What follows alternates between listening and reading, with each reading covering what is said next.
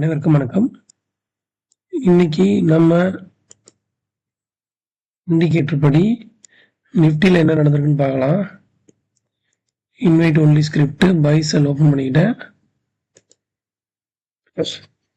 Alright, இப்போ பாருங்க, call side வந்து ஒரு என்ட்ரி கூட இல்லை. புட் சைடு பார்த்தீங்கன்னா அப்படியே ரெட் கலர் பேண்ட் இருக்கா, டவுன் ட்ரெண்ட். இங்கனக்குள்ள வந்து பாருங்க, இந்த கேண்டில் என்ட்ரி ஆகுது. சரியா, நம்ம வந்து என்ட்ரி ஆகக்கூடிய பாயிண்ட் வந்து நம்மளுடைய இண்டிகேட்டர் பை பண்ணுறவங்களுக்கு நம்ம சொல்லியிருக்கோம் எங்கே வாங்கக்கூடாதுன்னு சொல்லிட்டு.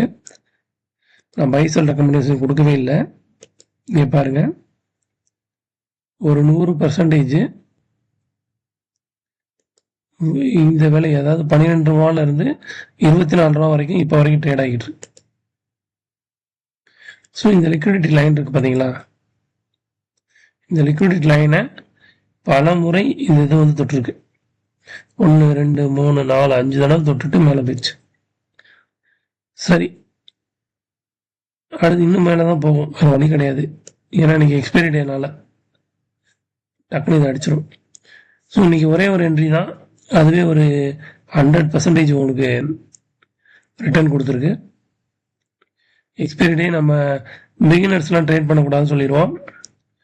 சரியா, ஒன்ஸ் நீங்கள் இண்டிகேட்டரை வந்து ரெகுலராக யூஸ் பண்ணும்போது உங்களுக்கு கிராஜுவலாக உங்களுக்கு பழக்கம் வந்துடும். பாருங்கள், இங்கே இது ரெட் பால் என்னது, செல் லிக்விடிட்டி அப்படியே வந்தான். இது என்னது, green ball, buy liquidity create ஆனவனே மேலே போக ஆரம்பிச்சிட்டான். ரெட் பால் அப்படியே கீழே வந்துருச்சா. ஸோ இதாங்க லாஜிக்.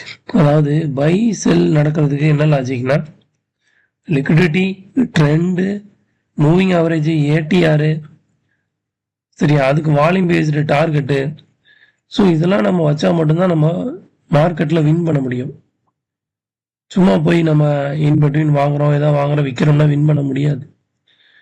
என்னென்னமோ ஸ்ட்ராட்டஜிஸ் டீச் பண்ணுறாங்க, அதாவது 5 மினிட்ஸுக்கு அவுட் ஆஃப் பிரேக்கிங்கு, டே க்ளோஸு, என்னென்னமோ ஸ்ட்ராட்டஜி நிறைய பேர் டீச் பண்ணுறாங்க.